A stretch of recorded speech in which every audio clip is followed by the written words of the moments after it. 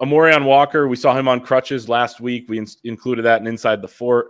Last Friday, Jim Harbaugh saying that he has been out with something. He hoped to get him back in 4 to 5 days. He said that on Tuesday. Then we got Josh Wallace talking to him yesterday as well. He said even that it's too early to tell who the starter's going to be. We mentioned corner as one of those spots where Jim Harbaugh could rotate guys in first couple games and see who wins. But to me, it feels like Josh Wallace has the lead there, fellas. He does, and Amorion Walker can't afford to miss any practice time, right? And that's a problem. And I'm not saying it's his fault. Sometimes these things happen. There have been guys in the recent past who just sat out, saying they had a hangnail or something like that, and it was better that they left. And these guys here, I have no doubt, based on the culture and what these guys, how badly these guys want to play, and they know that they're in a dogfight for playing time, that if they're hurt, they're hurt. But it certainly hurts their chances to get on the field. So, and that's why I think that's number one. Number two, I just think Josh Wallace is probably the best option at this point. The guy's played a lot of football. He's tied at the hip with Mike Sainristil. You cannot be tied at the hip with a better guy than him in terms of learning the ropes and how to do things around here.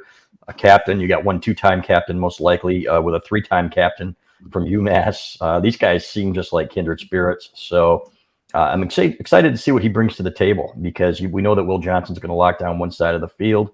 We know that they've got great talent at safety, especially Rod Moore. Makari Page is underrated, as we've said. So I think that's where this is headed. But you do want to see Amorion Walker get in there and get some reps, because if that's his future, then let's see what he can do.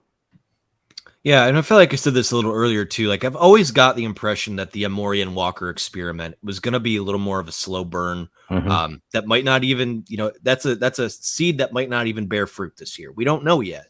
But the way that you find out is by being on the field. And if you're not out there, and again, it's not his fault, it's a victim of circumstance, you can't get those reps. So it kind of turns this 3-horse race into a 2-man race for now. And, Wallace looks like he could be the guy. I like the makeup. I like obviously the experience. And, I asked him that yesterday. Is it kind of weird to be this, the most experienced guy in a position group, but also the newest guy in the room? And, that's going to be an interesting dynamic, but it seems like he's fit right in. I think that he'll be, if nothing else, super solid if he winds up starting on the other side of Will Johnson. We'll see where it goes from there. Something I asked Josh Wallace yesterday was his strength as a corner, what he feels like he's best at. And he said, press man right now. He said, we did that a lot at UMass. I said, you don't have to tell us, I mean, we know all about a Don Brown defense, but it'll be interesting. He's going to have to play more zone. He'll be going up against better athletes. He said it does feel a little bit different in practice. And I wouldn't say these Michigan receivers are elite. Now, if these Michigan receivers were an opponent like they are right now in practice, they'd probably still be one of the better cores that Josh Wallace and this Michigan secondary are going to face this year. But it's going to be interesting. Now, when you do play the better receivers, Penn State, Ohio State, Maryland, I do think he'll have plenty of games under his belt in the Big Ten. So that'll be interesting to follow, though, with him. But it does feel like it's his job right now. And as Jim Harbaugh said, which excited me on Tuesday because I've been saying it, they're at their best when Mikey Sainristil, is at the nickel. And fun fact on Mikey Sainristil is Mikey is spelled Mike. He's not Mike.